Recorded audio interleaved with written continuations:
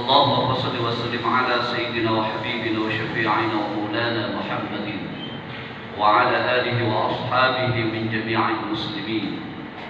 أما بعد فقد قال الله تعالى: أما بعد فيا أيها الحاضرون رحمكم الله، أوصيكم ونفسي وإياي بتقوى الله وطاعته لعلكم تفلحون.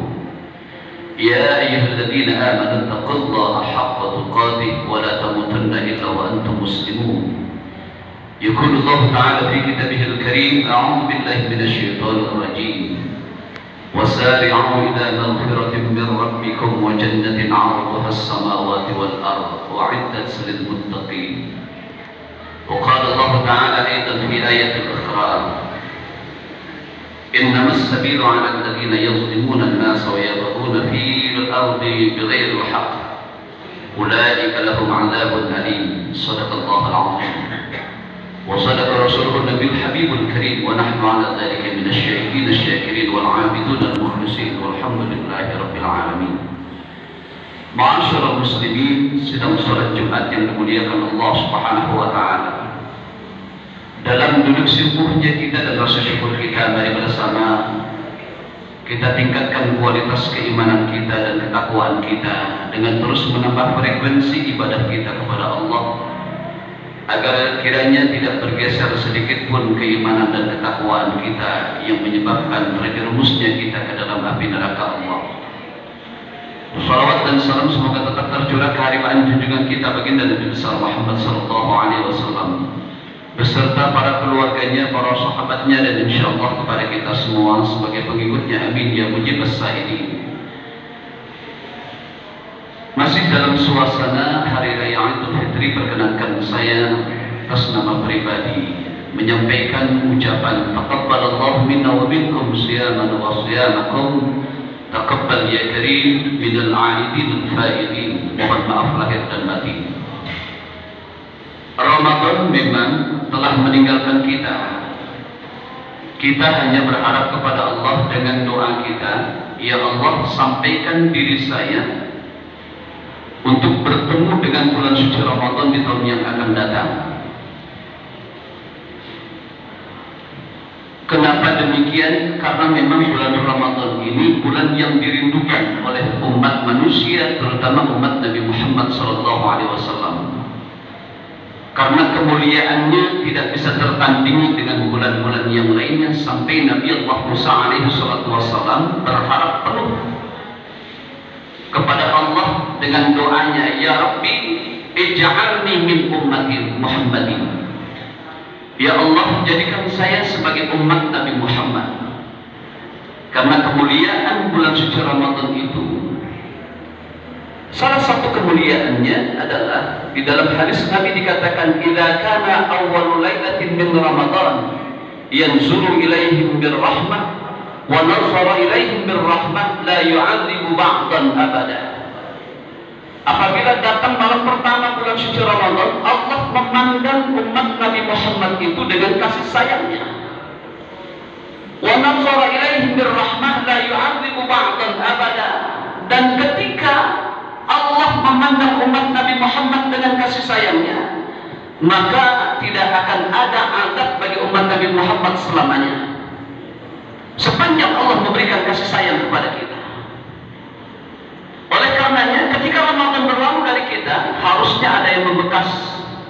Karena di bulan Ramadan itu Allah menggembleng kita dengan berbagai macam disiplin ibadah, disiplin waktu dan lain sebagainya, sehingga tertanam, tertancap dalam diri kita kesungguhan di dalam beribadah. Muncul bunga-bunga keimanan yang ada dalam diri kita, berkembang terus sampai akhir Ramadan. Maka pantas pula Syekhul Islam, yaitu Ibnul Qayyim Al-Jauzi, mengatakan dalam sebuah maqalahnya: laisa al-'ilm liman labitha al-jadid walakin al-'ilm liman ta'atuhu tazid. Yang dikatakan hari raya itu bukanlah pakaian yang baru dan segala sesuatu yang baru, walakin al-'ilm liman ta'atuhu tazid. Akan tetapi hari raya itu adalah bertambahnya keimanan kita kepada Allah Subhanahu wa Ta'ala. Akankah kita bisa mempertahankan apa yang kita lakukan di bulan suci Ramadan, ketika saat itu kita gegap gempita, semangat, gairah yang tinggi untuk melaksanakan segala perintah Allah dan menjauhi larangannya? Akankah kita bisa istiqamah, memiliki konsekuensi setelah Ramadan berlalu dari kita? Saudara, sidang sholat Jumat yang dimuliakan Allah Subhanahu wa Ta'ala, kita menangis, kita sedih dibuatnya, karena Ramadan tahun ini di negeri kita telah dinodai dengan tangan-tangan yang jahil, yang mereka berbuat zalim tidak hanya kepada manusia tetapi kepada Allah Subhanahu wa Ta'ala mereka berbuat zalim. Kenapa? Yang pernah saya bicarakan bahwasanya akan berkembang di negeri kita ini fikih lintas agama. Kalau fikih lintas mazhab kita masih bisa menerima, karena itu sebuah ikhtilaf, perbedaan pendapat. Sampai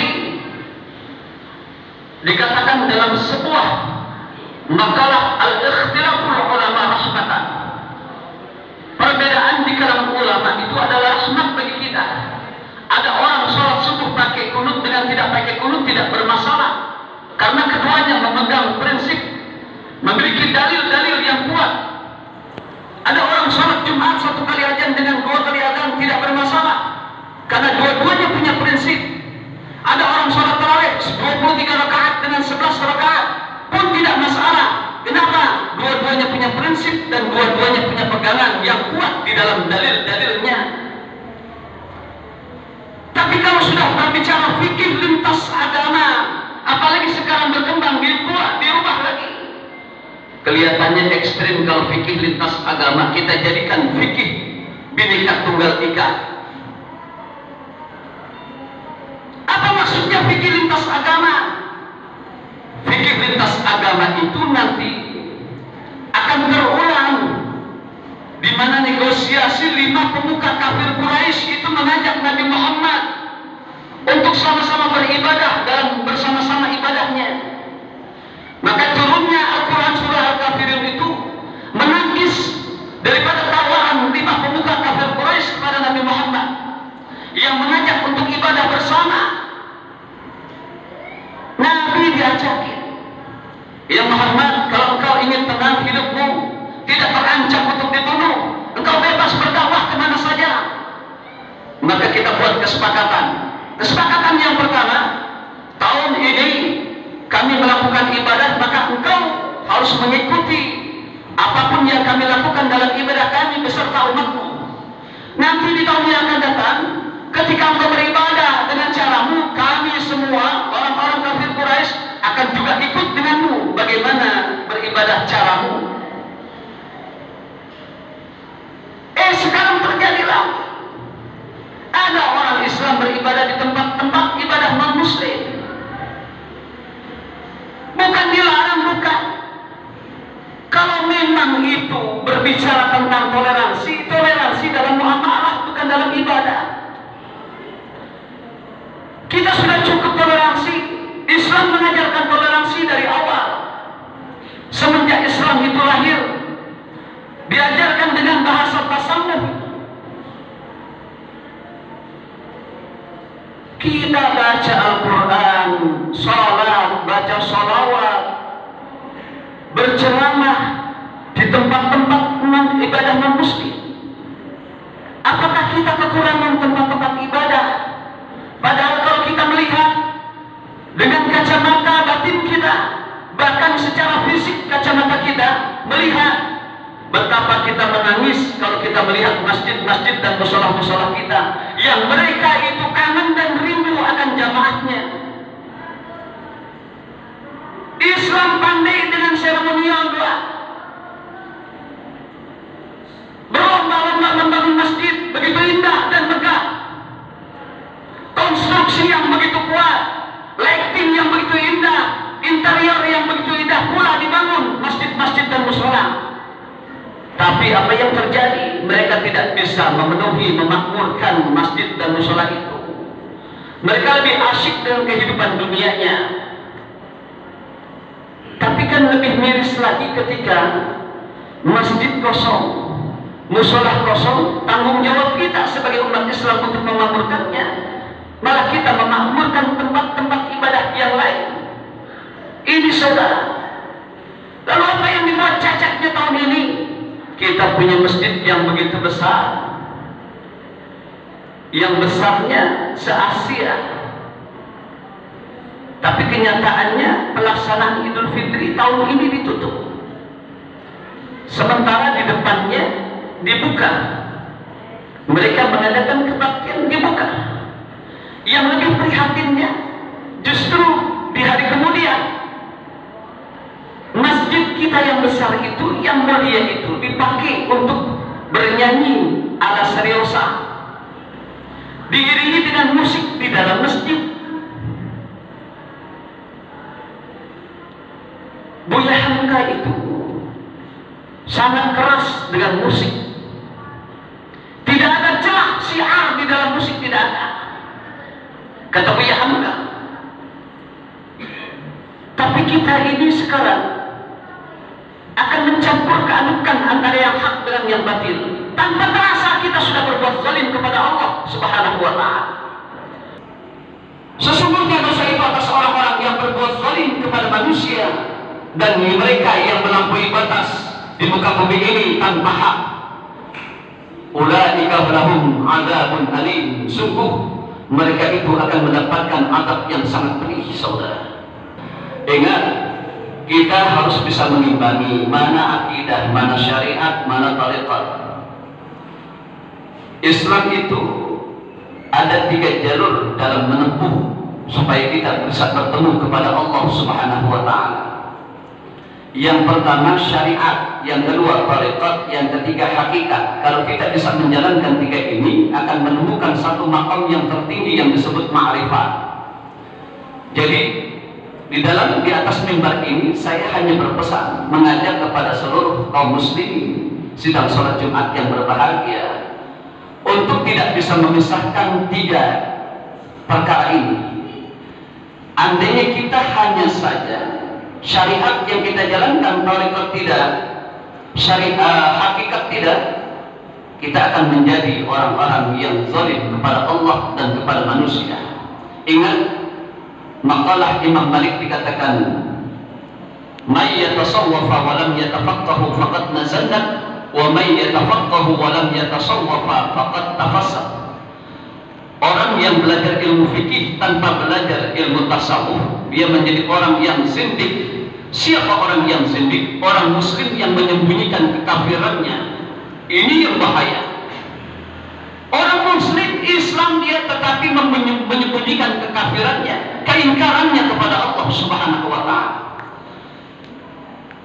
Fikih doang, bagus ibadahnya, tapi berbuat kepada sesama manusia hancur jahatnya. Sama sebaliknya, wa may yatafaqqahu wa lam yatasawwafa, wa may yatasawwafa wa lam yatafaqqahu faqad tafassa. Siapa orang yang belajar ilmu tasawuf, tidak belajar ilmu fikih, dia menjadi orang yang fasik, merasa paling benar, padahal sholatnya salah, tata cara berjamaah dia nggak ngerti, salah dalam melaksanakan ibadah, cuma mengedepankan apa? Mengedepankan kebaikan kepada sesama manusia. Jadi menganggap bahwa tolak ukur kemuliaan seseorang itu ketika berbuat baik terhadap sesama manusia, tidak berbuat baik kepada Tuhannya, itu baru kata mereka. Ini kan fasik kalau begini.